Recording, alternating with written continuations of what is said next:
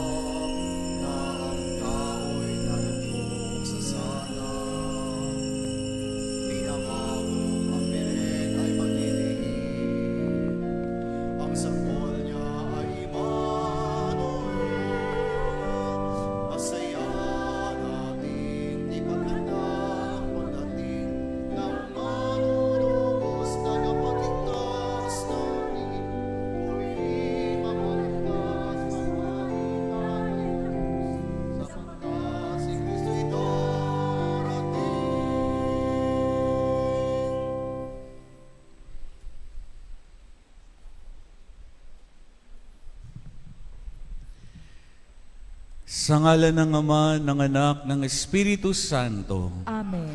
Sumainyo ang Panginoon. At sumainyo rin. Mga kapatid, habang nag-aalay ang paring si Zacarias ng hain sa templo, dumating sa kanya ang pambihirang balita na magkakaroon siya ng anak na lalaki. Juan ang pangalan ng kanyang magiging anak, na ang kahulugan, mapagpala ang Diyos. Si Juan ang itinakdang maghahanda ng daraanan ng Panginoon. Magalak tayo at matuwa sa biyaya ni Juan, sapagkat ang kaligtasan ay tunay ngang nalalapit na. Aminin natin ngayon ang ating mga kasalanan upang tayo maging marapat gumanap sa banal na pagdiriwang. Tayo pong lahat.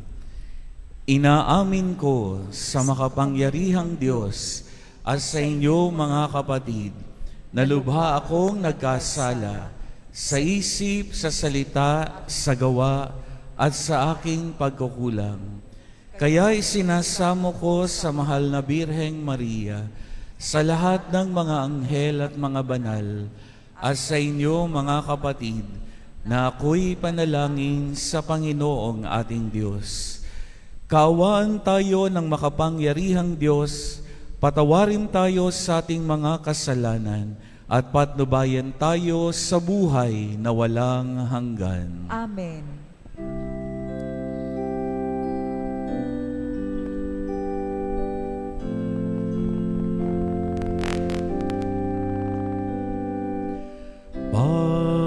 Panginoon, kaawaan mo kami.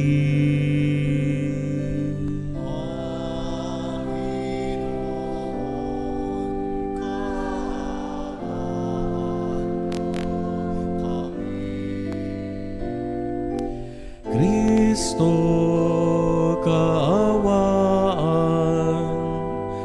mo kami.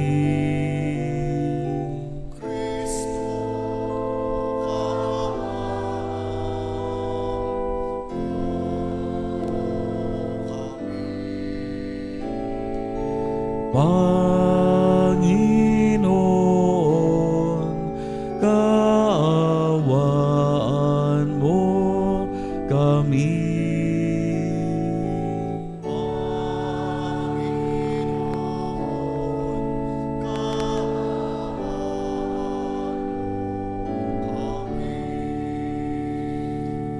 Papuri sa Diyos sa kaitaasan.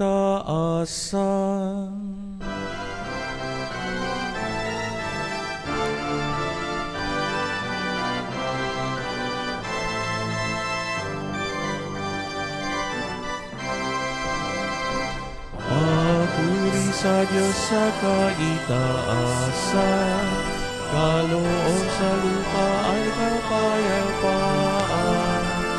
Pinupuri ka at ipinagdarangal, sinasamba ka dahil sa dakila mong kalwalhatian. Panginoon naming Diyos sa linang langit, makapangyarihan, Panginoon Jesucristo, bugtong na anak ng Diyos, Kordero ng Ama. Ikaw na nag-aalis sa mga kasalanan ng sanlibutan. Tanggapin mo ang aming kahilitan, ikaw na naluluklok sa kanan ng Ama.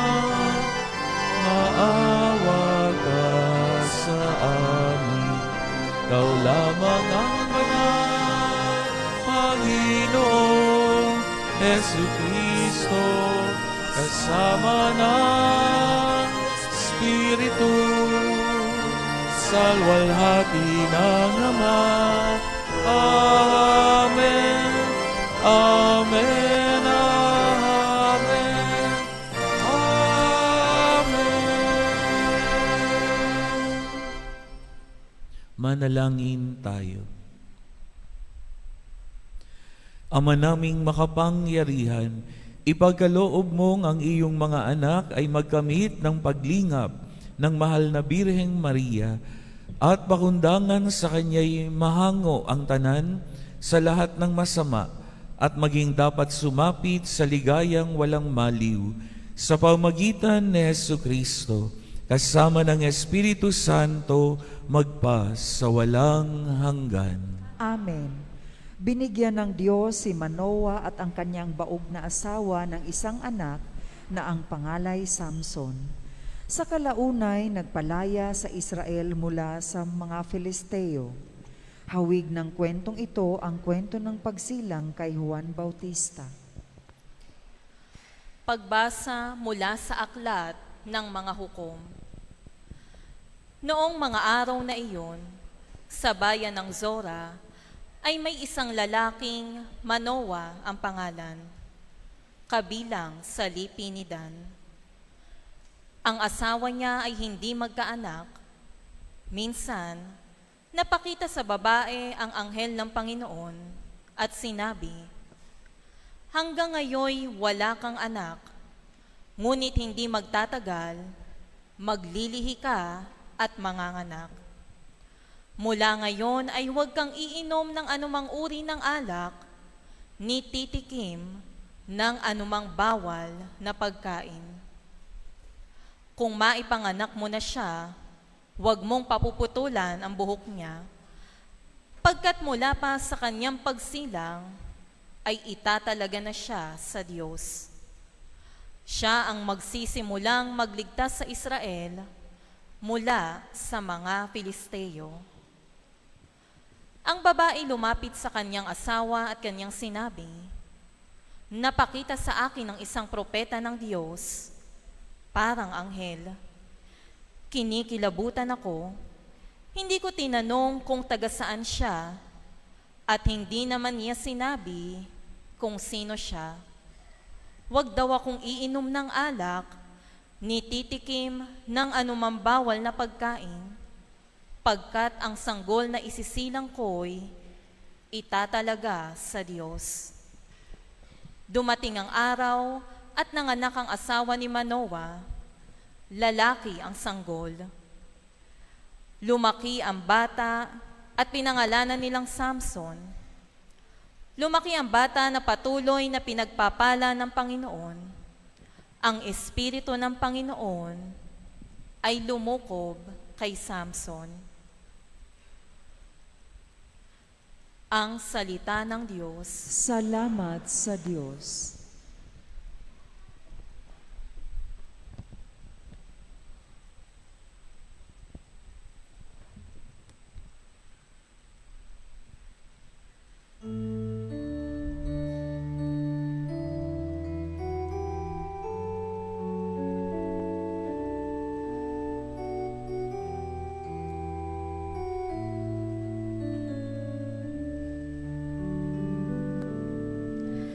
Lagi kong papupurihan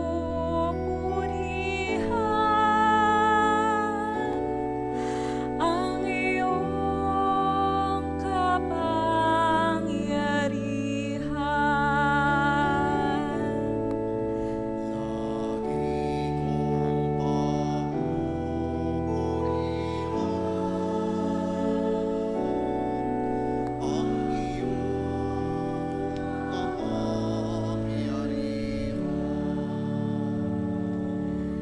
Ikaw nawang muko at ligtas na kakanlungan,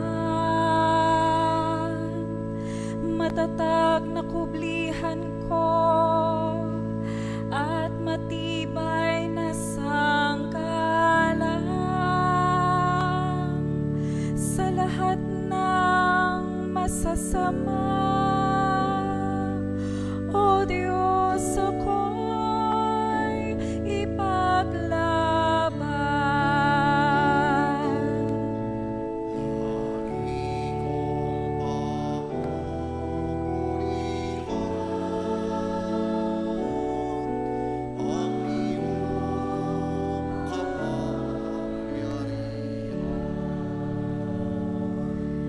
Panginoon, sa iyo ko'y nilagak ang pag-asa.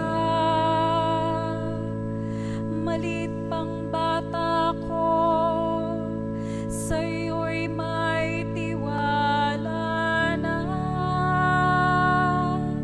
Sa simula't mula pa, wala kong inasahan. Mag-iingat sa sarili, kundi tanging ikaw lamang.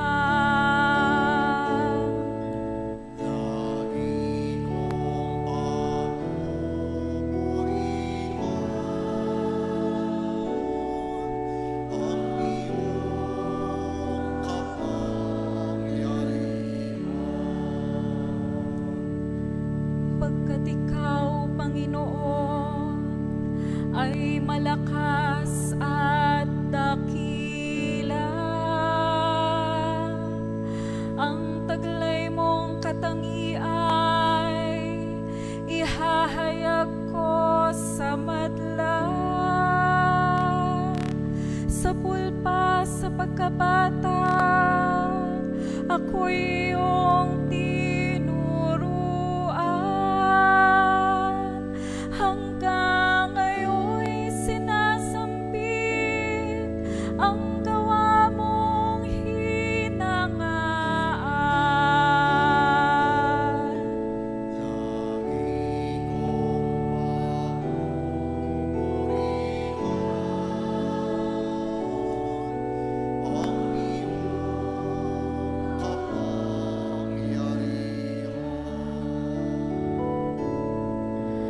Lagi kong papupurihan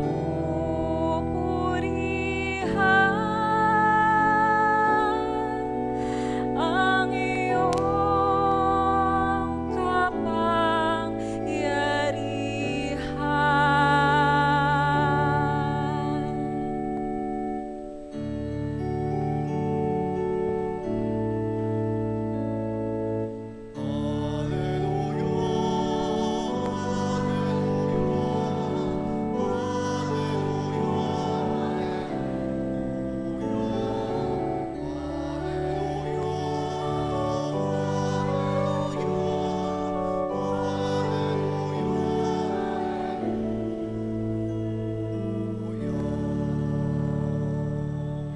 Sa ngakang ugat ni Hesi, tagaakay ng marami, halina't tubusin kami.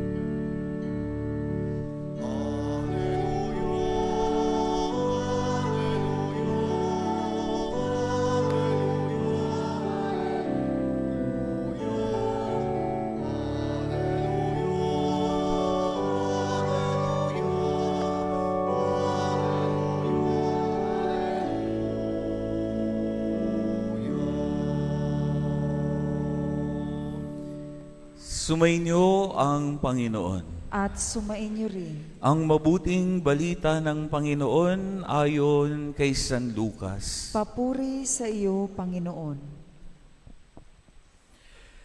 Noong si Herodes ang hari ng Judea, may isang saserdote na ang ngalay Zacarias sa pangkat ni Abias, at mula rin sa lipi ni Aaron ang kanyang asawang si Elizabeth. Kapwa sila kalugod-lugod sa paningin ng Diyos, namumuhay ng ayon sa mga utos at tuntuning mula sa Panginoon.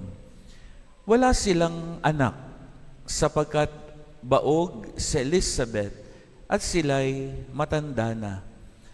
Ang pangkat ni Zacarias ang nanunungkulan noon at siya'y naglilingkod sa harapan ng Diyos bilang saserdote.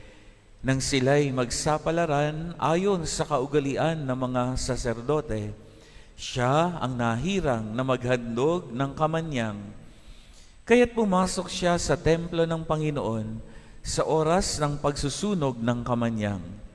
Samantalang nagkakatipon sa labas ang mga tao at nananalangin. Walang ano-ano'y napakita sa kanya ang isang anghel ng Panginoon, nakatayo sa gawing kanan ng dambanang sunugan ng kamanyang. Nagulat si Zacarias at sinidlan ng matinding takot nang makita ang anghel. Ngunit sinabi nito sa kanya, "Huwag kang matakot, Zacarias. Dininig ng Diyos ang panalangin mo. Kayo ni Elizabeth ay magkakaanak ng isang lalaki, at Juan ang ipapangalan mo sa kanya. Ikaw ay matutuwa at magiging maligaya, at marami ang magagalak sa kanyang pagsilang, sapagat siya'y magiging dakila sa paningin ng Panginoon. Hindi siya iinom ng alak o anumang inuming nakalalasing. Sa sinapupunan pa lamang ng kanyang ina, mapupuspos na siya ng Espiritu Santo. Marami sa mga anak ng Israel ang panunumbalikin niya sa kanilang Panginoong Diyos. Mauuna siya sa Panginoon, taglay ang espiritu at kapangyarihan ni Elias upang pagkasunduin ang mga ama at ang mga anak at panumbalikin sa daan ng matuwid ang mga suwail. Sa gayon, ipaghahanda niya ng isang bayan ang Panginoon. Sinabi ni Zacarias sa anghel, "Paano ko po matitiyak na mangyayari ito, sapagat ako'y napakatanda na, at gayon din ang aking asawa?" Sumagot ang anghel, "Ako si Gabriel na naglilingkod sa harapan ng Diyos. Sinugo ako upang ihatid sa iyo ang mabuting balitang sinabi ko na sa iyo. At ngayon, mabibingi ka at hindi makapagsasalita hanggang sa araw na maganap ang mga bagay na ito, sapagat hindi ka naniwala sa mga sinabi ko na matutupad pagdating ng takdang panahon." Samantala, naghihintay naman kay Zacarias ang mga tao. Nagtaka sila kung bakit nagtagal siya ng gayon sa loob ng templo. Paglabas niya ay hindi na siya makapagsalita. Mga senyas na lamang ang ginagamit niya. Kaya't natanto nila na nakakita siya ng pangitain at siya'y nanatiling pipi. Nang matapos ang panahon ng kanyang paglilingkod, ay umuwi na siya. Hindi nga nagtagal at naglihi si Elizabeth. At hindi ito umalis ng bahay sa loob ng 5 buwan. Ngayoy, nilingap ako ng Panginoon, wika ni Elizabeth, Ginawa niya ito upang alisin ang aking kadustaan sa harapan ng mga tao. Ang mabuting balita ng ating Panginoon. Pinupuri ka namin, Panginoong Heso Kristo. Magandang gabi po sa inyong lahat. Magandang gabi din po, Father. Batiin po natin mga katabi natin, good evening.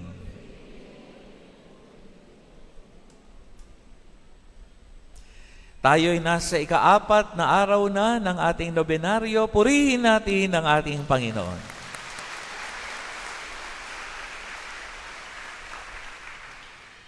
Nakaka-4 na po ba kayo?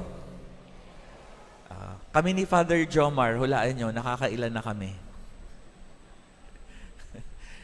3 sa gabi. 10 ang misa natin eh. 10 ang simbang gabi natin eh. 4 na alas 6, 3 alas 7:30, 3 alas 9, 2 sa madaling araw. Kaya 10. So, tig-3 kami ni Father Jomar sa gabi at salitan kami sa umaga ng 3:30 at 5 o'clock. So, ilan na yon? So, masosobrahan ako ng siyam Yung aking wish, dapat matupad. Nung ako'y bata, kapag may ganyang kahilingan, ang dali-dali kong lapitan ang aking tatay. Dahil ang paniniwala ko, walang hindi kayang gawin ang tatay ko. Basta't may kailangan ako, lalapit lang ako sa tatay ko, kaagad niya yung gagawin. Hindi ako mahindian ng tatay ko. Nung bata ako, ang unang handog sa akin ng tatay ko ay skateboard. At nung grade 4 ako, binili niya ako ng roller skates. Ang kuya ko, binili niya ng bisikleta. Pero karamihan ng mga kalaro ko ay mayroong kahoy na scooter. No, nung bata kami, yung scooter na ita-turn mo, na kinakailangan mong ipa-jack para umandar, ang gulong gawa sa bearing. May umabot ba ng ganon? Meron ba? Yung mga bata ngayon, hindi nyo na alam yan. Pero nung bata kami, yung gulong, bearing ng mga truck. Kaya kapag gumugulong yon sa karsada, napakaingay. Galit na galit ang mga matatanda. Ako naman, kapag nagpapaandar ng scooter, para akong nagpapaandar ng isang 10-wheeler truck. Para sa akin, si tatay ang pinakamagaling na engineer sa mundo. Kasi kahit sa paaralan, tuwing may mga projects, laging naandyan si tatay. Tinuruan niya ako maglagari, magmartilyo, magdrawing. Ang galing kasi ng kamay ng tatay ko sa pagdodrawing. At medyo musically inclined din si tatay. Siya ay nagturo sa akin na tumugtog ng ukulele at ng gitara. Parang sa akin, nung bata ako, nothing is impossible with tatay. Bagamat hindi siya marunong magpiano, pero nagturo din siya sa akin ng konting pagpapiano. Ito yung perspektibo na nais kong gamitin natin sa pagtingin sa Ebanghelyo. Narinig natin sa kwento, 2 matandang mag-asawa na may lubos na tiwala sa Ama. Napakabuo ng kanilang tiwala kahit na senior citizen na sila at parang wala ng pag-asa, pero hindi sila nag-alinlangan. Pakinggan natin yung sabi ng anghel. Sabi ng anghel kay Zacarias, "Dininig ng Diyos ang iyong panalangin." Kung titignan po natin yon, ang lakas din naman ng loob nitong si Zacarias. Alam niya, baog ang kanyang asawa. Alam niya, may edad na silang 2. Pero patuloy pa rin nagdadasal. It is like praying na alam mong imposible naman talaga na mangyari kung ano yung iyong hinihingi. Yung bang tipong alam mo na hindi talaga mangyayari yung hinihingi mo, pero dasal ka pa rin ng dasal. Baog nga paano magkakaanak? May edad na kayo paano pa magkakaanak? Pero nanatiling nakakapit. nagdasal pa rin kahit alam na imposible na mangyari ang kaniyang hinihingi. Yan ang ating prinsipyo na nais nating baunin sa ating ika-4 na araw ng nobenaryo. Para sa Diyos, walang imposible.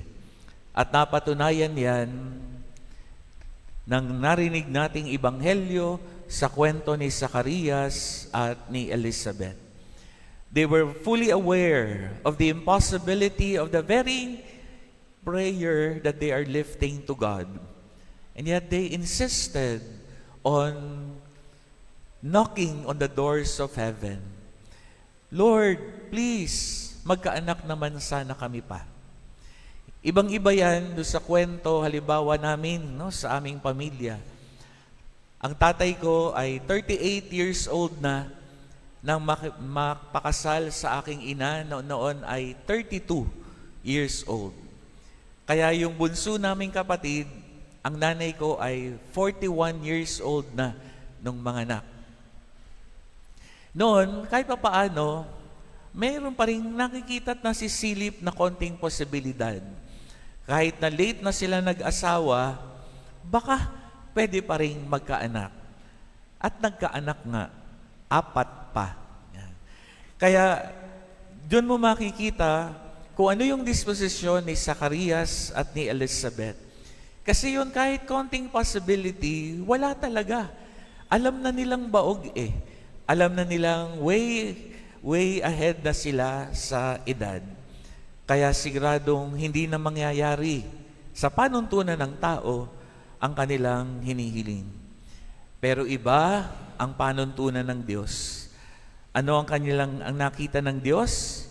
Yung pagpupursigi ni Zacarias at ni Elizabeth.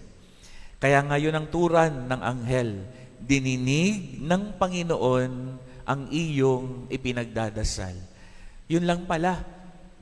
Kinakailangan lamang talaga palang magpursigi na kahit para bang walang posibilidad na mangyari ang ating hinahangad at hinihingi sa Diyos, pwede pala itong mangyari.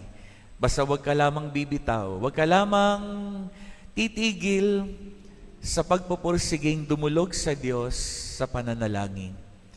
Parang yan yung kwento ng isang babae na nung siya ay 25 anyos, ang pirming pinagdadasal na sa Diyos, Lord, bigyan mo naman ako ng isang lalaking matangkad, medyo maitim at gwapo. At 25 years old, ano sa English? Tall, dark, and handsome. So at 25 years old, yun ang kayang palagi ng pinagdadasal. Lord, please, give me someone who is tall, dark, and handsome. Pero itong babaeng to ay nagdi-discern. Dahil sa siya nagdi-discern, iniisip niya, magmamadre ba ako o mag-aasawa? So ang sabi niya, kapag binigay sa akin ng Diyos yung lalaking iyon, gusto ko, mahalin din niya ang Diyos at mahalin din niya ang simbahan. So yun ang kanyang panuntunan. Yun ang kanyang standard. Tall, dark, handsome, and in love with God and His church. Kaso, 10 taon na siyang nagdadasal. Umabot na ng 35 years old, wala pa rin si tall, dark, and handsome. So she made a compromise. Lord, sige, tanggalin mo na yung tall. Kahit na dark, handsome, at nagmamahal sa iyo at sa simbahan. Kaso umabot na ng 40 anyos. Kaya ang sabi niya, Lord, kahit sino na lang, basta po humihinga, pwede na. Pero eto yung twist. Nang dumating yung lalaki, nang siya'y 40 anyos, hindi gwapo, pero napakabait. Ang problema, Muslim. Ang sabi niya, I want him to be someone who loves you and the church. Kaya dahil nasa kanya na, kahit hindi man kagwapuhan, ay pinagdasal pa rin niya sa Panginoon. Tinuruan niya ng mga dasal sa Santa Iglesia hanggang sa makonvert. Mula sa pagiging Muslim, naging Kristiyano. at nagpabinyag na maging Katoliko. Talagang tinuruan niya, pinagrosaryo, tinuruan niya, pinag-retreat, pinag-serve sa simbahan. At talagang ganun na nga ang nangyari. Kung paano niyang minamahal ang Diyos, ganun din minahal nung lalaki ang Diyos. Kung paano siya nagmahal sa simbahan, ganun din nagmahal ang lalaki sa simbahan. Problema, pagdating sa huli, sa sobrang pagmamahal na na-develop sa puso ng lalaki sa simbahan, nagdesisyon siyang magpari. Hindi man to ang katapusang hinahangad at inaasahan natin, pero dito natin makikita ang kahalagahan ng pagpupursigi at hindi pagbitaw sa kung anumang ating hinihingi sa Diyos. I'm sure you have heard of this several times already. Push. Pray until something happens. At ilan sa atin, napatunayan na yan sa ating buhay.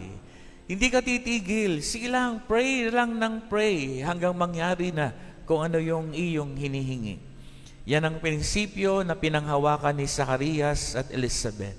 And you have to take your prayers seriously because God takes seriously kung ano man yung pinagdadasal natin sa Kanya. Minsan, ang sagot ng Diyos ay yes. Eto na, agad-agad, bibigay kagad sa iyo. Pero minsan, ang sagot niya ay no. Hindi dahil sa ayaw niya, kundi dahil may mas magandang plano pa siya para sa iyo. At minsan, ang sagot niya ay, wait lang, kasi niluluto ko pa. Alangan namang ibigay ko sa iyo, hilaw pa. Baka saktan ka lamang ng tiyan. At tayo, nananalangin, magtitiwala lamang na kung ano man yung sagot ng Diyos sa pagpupursigi natin sa pananalangin, ito ay para pa rin pagdating sa huli sa ating kabutihan.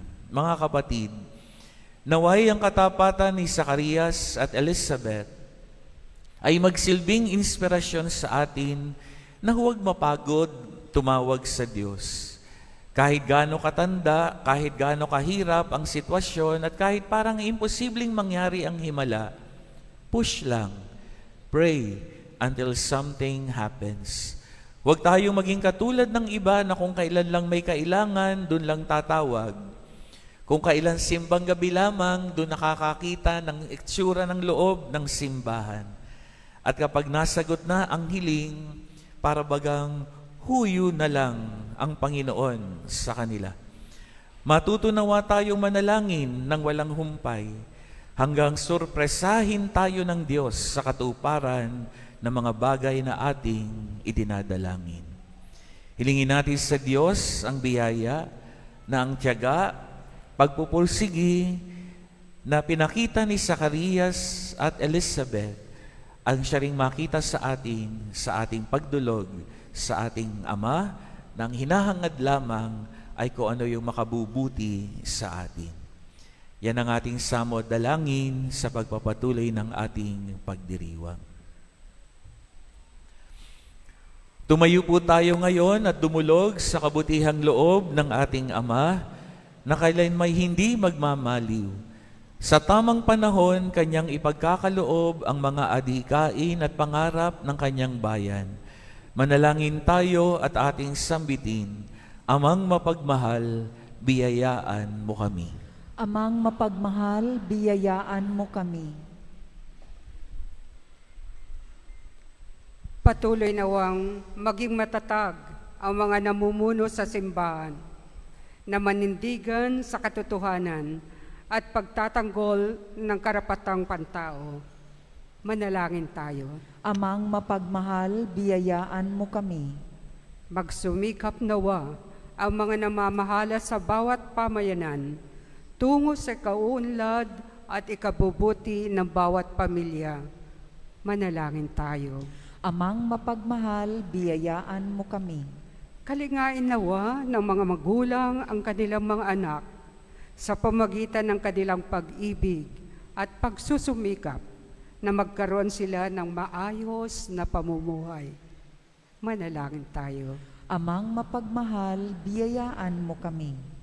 Pagpalain mo, O Diyos, ang mag-asawang naghihintay na mabiyayaan ng anak na kanilang pinananabikang arugain at mahalin. Manalangin tayo. Amang mapagmahal, biyayaan mo kami. Patuloyin mo, O Diyos, sa buhay na walang hanggan, ang mga kapatid naming yumao na. Manalangin tayo. Amang mapagmahal, biyayaan mo kami. Sa ilang sandali ng katahimikan, ating ipanalangin ang mga pangangailangan ng ating pamayanan, pati na rin ang ating pansariling kahilingan.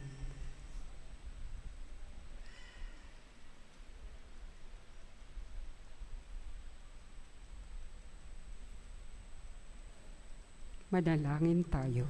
Amang mapagmahal, biyayaan mo kami. Ama, patuloy mo nawang biyayaan ang iyong sambayanan at sa pagtanggap namin ng mga kaloob mo, kami rin naway magsilbing biyaya at mukha ng kagandahang loob mo. Sa ngalan ni Kristong aming Panginoon. Amen.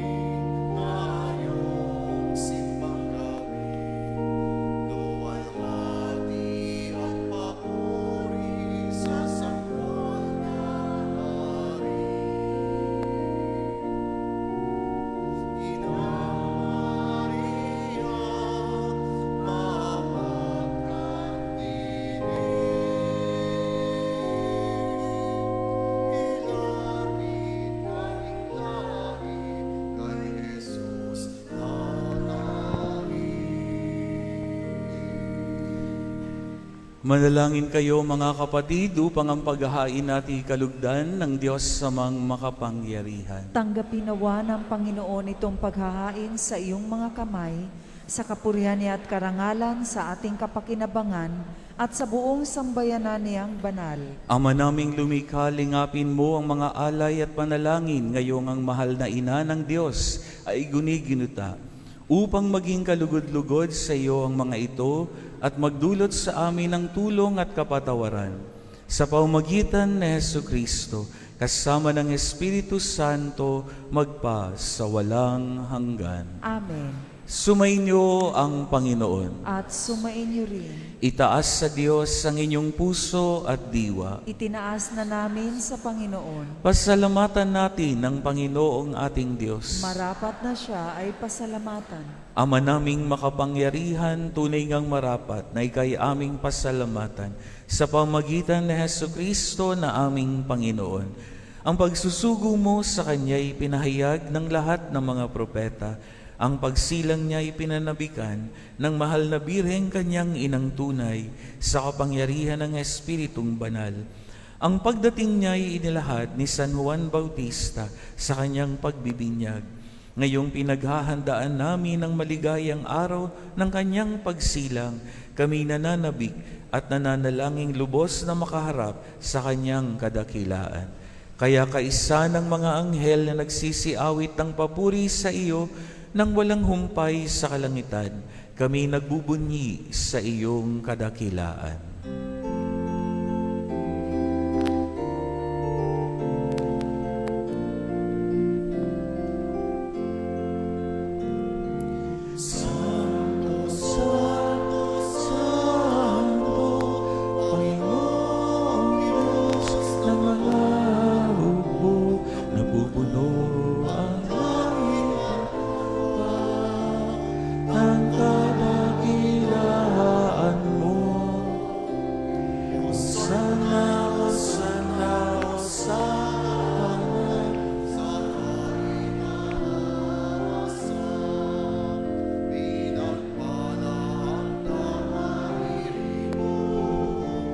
Sa ngalan ng Panginoon, Hosanna, Hosanna, Hosanna, sa kaitaasan.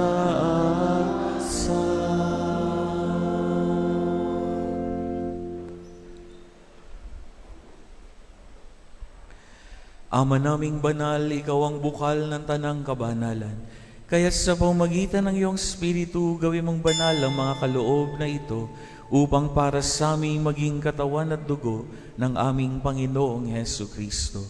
Bago niya pinagtis ang kusang loob na maging handog, hinawakan niya ang tinapay, pinasalamatan kanya, pinaghati-hati niya iyon, iniabot sa kanyang mga alagad at sinabi, "Tanggapin ninyong lahat ito at kanin.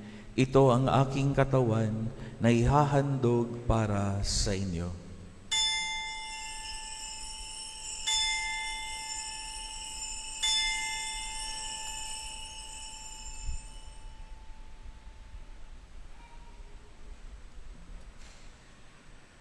Gayon din naman nung matapos ang hapunan, hinawakan niya ang kalis. Muli kanyang pinasalamatan. Iniabot niya ang kalis sa kanyang mga alagad at sinabi, "Tanggapin ninyong lahat ito at inumin. Ito ang kalis ng aking dugo, ng bago at walang hanggang tipan. Ang aking dugo na ibubuhos para sa inyo at para sa lahat, sa ikapagpapatawad ng mga kasalanan. Gawin ninyo ito sa pag-alaala sa akin."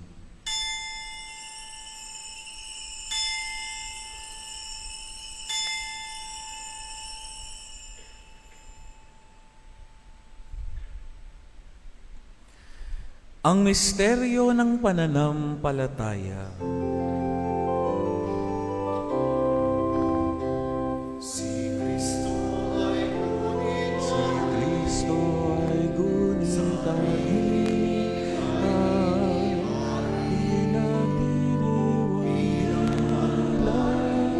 bilang pagkain pinagsasaluan ay dumating hanggang sa siya dumating. Ama, ginagawa namin ngayon ang pag-alaala sa pagkamatay at muling pagkabuhay ng iyong anak.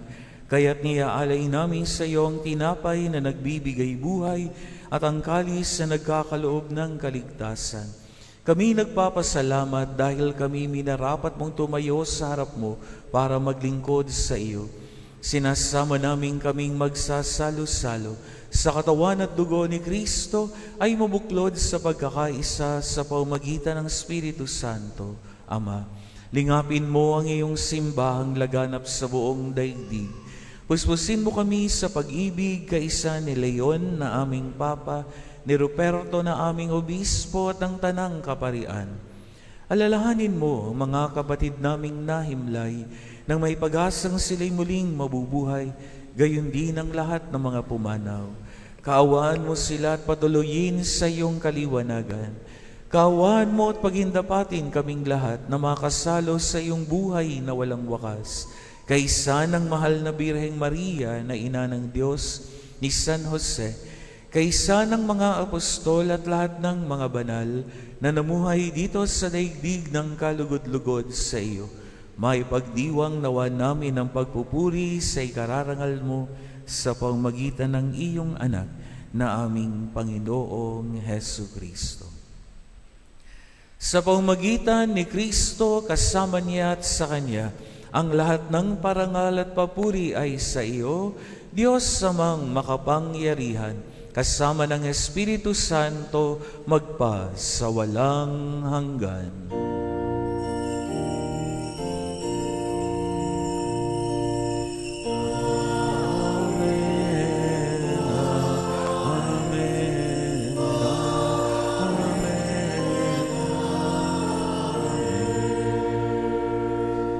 Bilang magkakapatid, tumawag tayo sa ating Ama.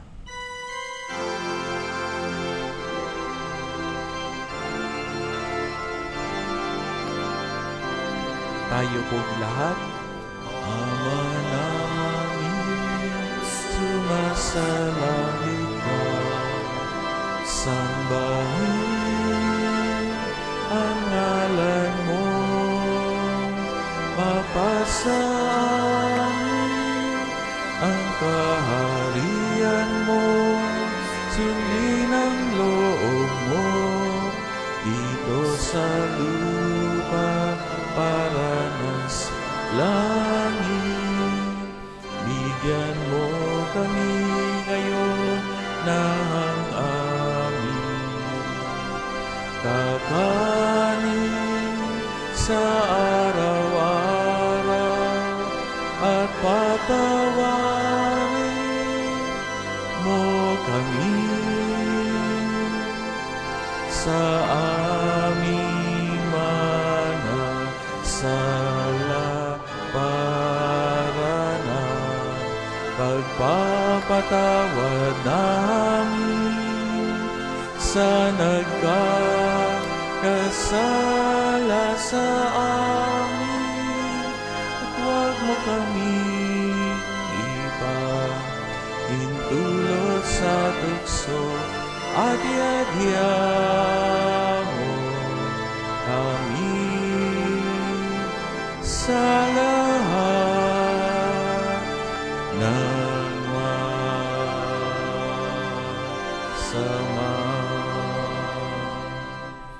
Hinihiling namin kami iadya sa lahat ng masama, pagkalooban ng kapayapaan araw-araw. Iligtas sa kasalanan at ilayo sa lahat ng kapahamakan. Samantalang aming pinananabikan ang dakilang araw ng pagpapahayag ng tagapagligtas naming si Hesu Kristo.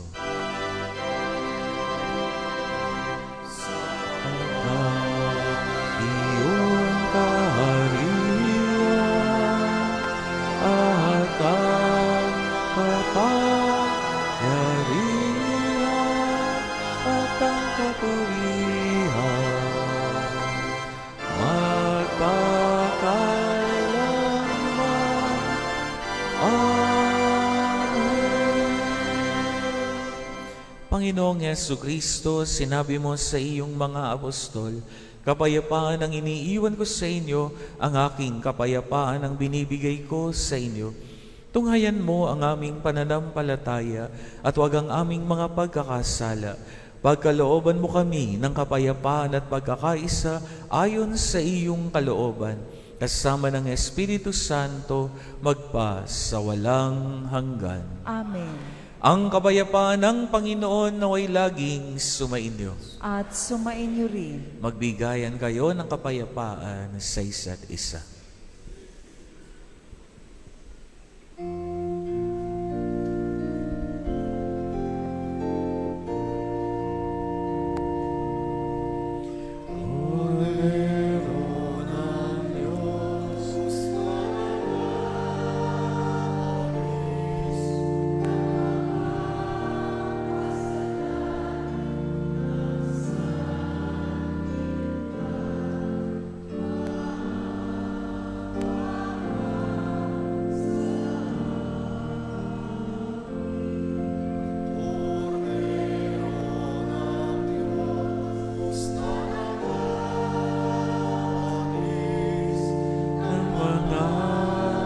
Kasalanan sa libutan, maawa ka sa akin.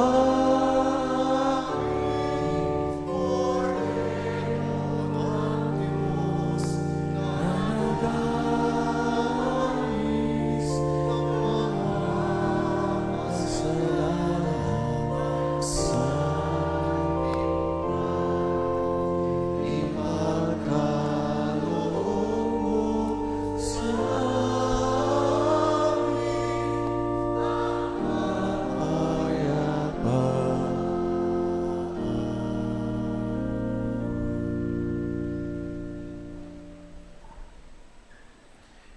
Narito ang kordero ng Diyos sa nag-aalis ng kasalanan ng mundo.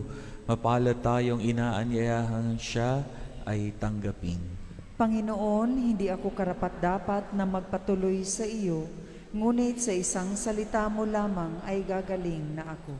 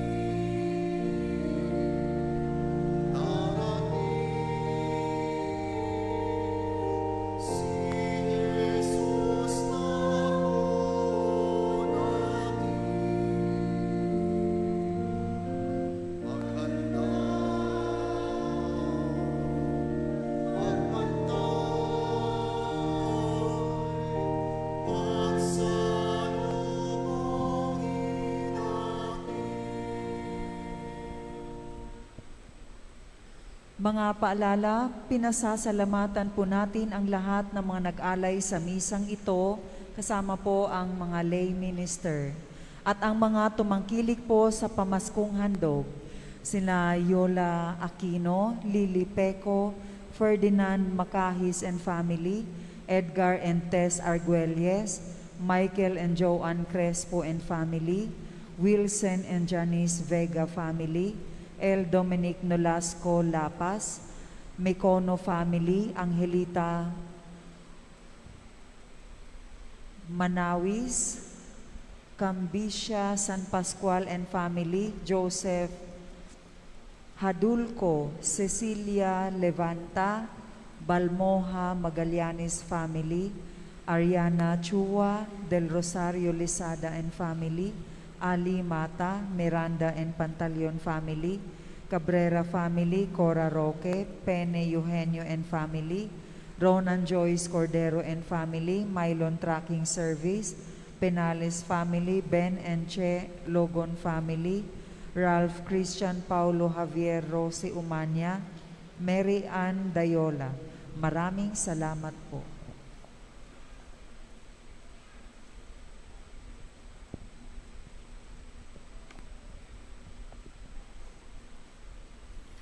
Manalangin tayo.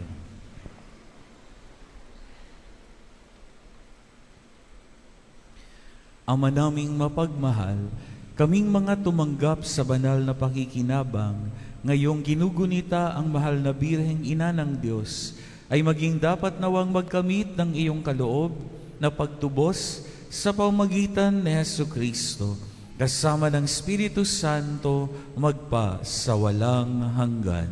Amen.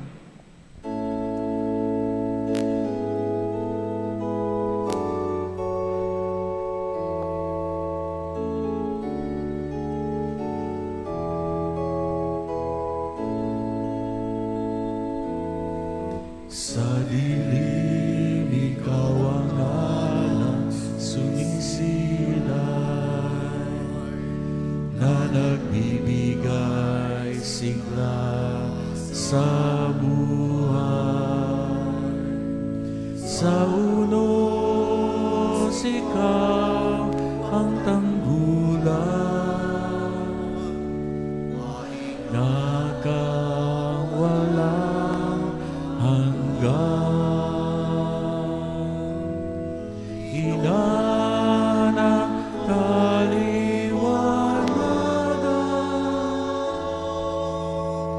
Nuestra Señora de la Lumen, inarangal ka ng iyong bayan, ang kainta mo minamahal.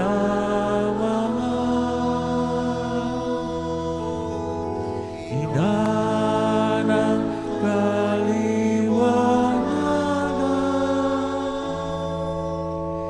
Nuestra Señora de la Lumen, sa kalumpungan ng ikaming lahat ng awa at ng patawad. Sumainyo ang Panginoon. At sumainyo rin. Pagpalain kayo ng makapangyarihang Diyos, Ama, Anak at Espiritu Santo. Amen. Naialay ng banal na misa, humayo kayo sa kapayapaan ni Kristo. Salamat sa Diyos.